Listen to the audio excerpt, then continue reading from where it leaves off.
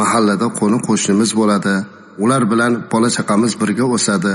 Yaxshilik kunlarida, yomonlik kunlarida doim sherik bo'lamiz. Bir-birimizga guvoh bo'lamiz. Mana shunday qilib inoq ittifoqchilikda yashashligimiz lozim bo'ladi.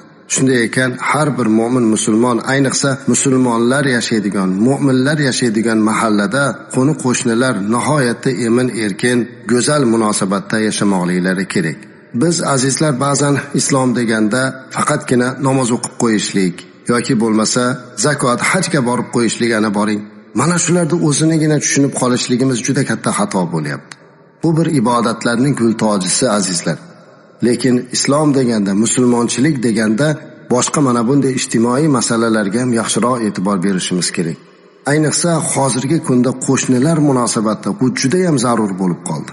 Bekorga payg'ambarimiz alayhi salatu vasallam utlubur rafiqa qabla tariq va utlubul jar qabla dar demagan ekanlar.